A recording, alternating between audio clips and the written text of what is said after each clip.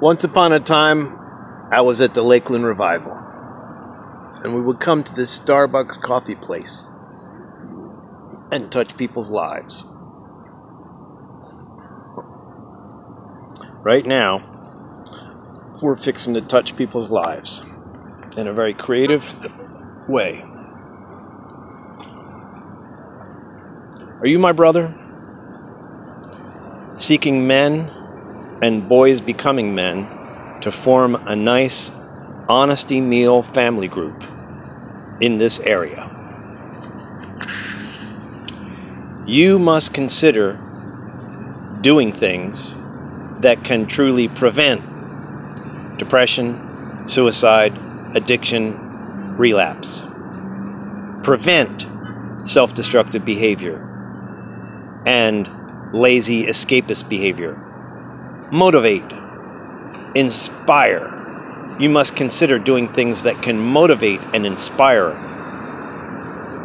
And most importantly,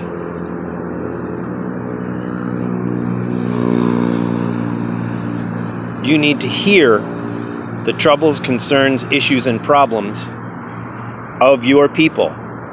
Stop the busy monster who is distracting us from caring and helping each other. Stop the busy monster. Connect with family. Shut down everything and share your hearts together. Open up your hearts and let one another know what's troubling your conscience. Family Honesty Workshop. YouTube and Facebook and probably Instagram coming up. Easy, fun, free, effective. Just follow the videos. Get creative and do it for your people.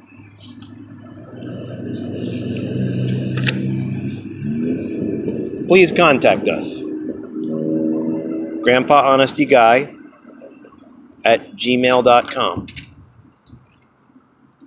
You need a breakthrough. We do too. We want to show you how the best successful part of early Christianity is and was regular family honesty times. The best successful part of early Christianity is and was regular family honesty times. And we want to get started with some local folks. Brothers, please contact us. You don't have to be a religious person to understand the value of what we be talking about. Yeah. This is a new type of war, a new type of battle, a war against territorial spirits, a war between angels, between spirit beings, and a war against bad leadership in the human family. Jesus of Nazareth showed and displayed power over both spirit beings and over physical things like water, food, weather, and physical infirmity and sickness. Jesus of Nazareth showed and displayed power. That's why he was first famous. Luke chapter 4, he became famous for power over spirits in an insane guy in church. War and killing, thou shalt not kill. Before Jesus of Nazareth, the God-man, God-friend, came to the human family, before he came, killing and capital punishment, the execution of convicted criminals, was permitted by the God, person, environment, tribe. Killing was permitted. When the God of loving kindness came in human form, he exhibited no violence, no killing, no retaliation against humans. When the disciples brought a couple of swords along, Jesus said, "That's enough." And he proved to them that the sword is no good. He showed them the failure of the sword when he healed the ear of the high priest. No way. He was the example of no violence whatsoever, going right through violence to resurrection. No retaliation. When the God of loving kindness came in human form, he exhibited no violence, killing, or retaliation against humans, only warnings to people who were greedy and prideful. He did not retaliate against them,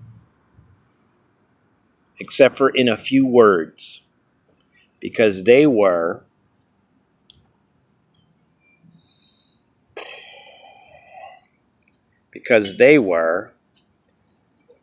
bad leadership. Our battle is against territorial spirits and bad leadership, people being misled in the human family by bad leaders that don't get the whole picture.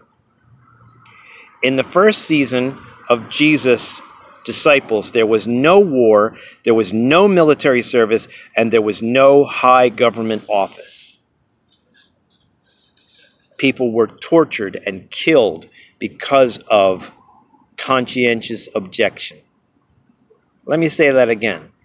People were tortured and killed because of conscientious objection, just like the Quakers were, and the Amish and the Mennonites were during the world wars.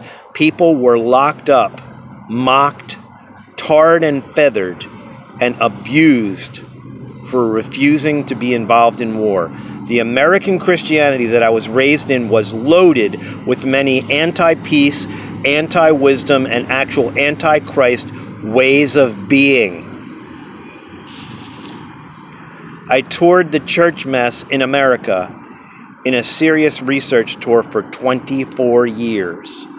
I have now closed the door to my tour, and just now I am delivering the goodies of what I have learned for you, so you can stay safe and prevent the lies and insanity from brainwashing your loved ones and your people. There are people in the world and in Christianity that have been brainwashing you and me. I don't hate them, but I've been discovering more and more and more how the truth has been hidden from me. The number one discovery that I have made across 24 years is this. Loving and observing the Christianity mess in America, I discovered that for 300 years, the followers of Jesus of Nazareth would do a very serious, cheerful, loving family honesty time every single time that they gathered. They met in homes. They called themselves the Way, meaning the way of life family. And they did not retaliate. Among them, no evil was done, plain and simple. We love you. We bless you. I stole the idea of family honesty workshop, including for atheists and people who don't want to do the religious stuff. I will train you in family honesty times. You don't have to believe or join or agree with Jesus, God, Church, and Bible to first practice family honesty. I stole the idea of family honesty workshop from the early Christians. Many of them were killed by government and society just by holding up truth.